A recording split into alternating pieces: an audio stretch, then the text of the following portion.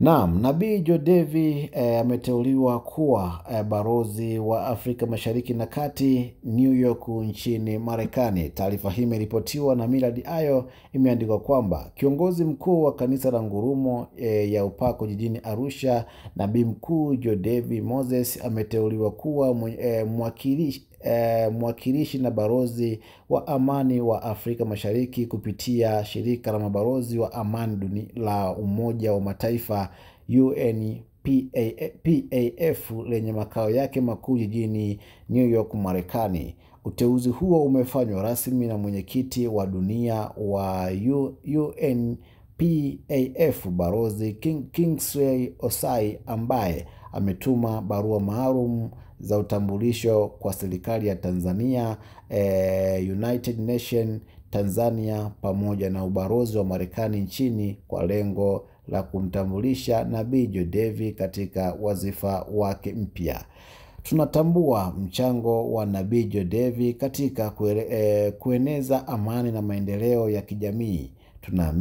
Tunaamini kama balozi wa amani duniani ataiwakilisha vyema nchi za Afrika Mashariki kupitia shirika letu.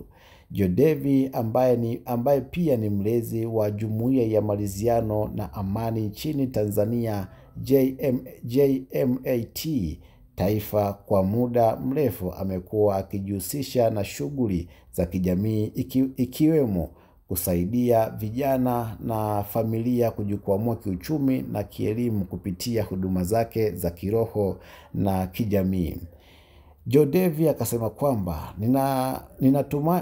nitaitumikia Afrika Mashariki kwa moyo wangu, kwa moyo wa upendo, mshikamano na amani. Ni heshima kubwa kwa Tanzania, amesema Nabii Jodevi baada ya kuteuliwa kuwa balozi wa Afrika Mashariki na Kati kwa kuwa balozi wa amani na umoja. Naam, nikukumbusha mwanafamilia, kama ni mara yako ya kwanza kutembelea channel hii, usisahau kusubscribe, ku like, kushare na comment ili uwe wa kwanza kuzipata taarifa zetu za michezo na burudani kwa urahisi zaidi.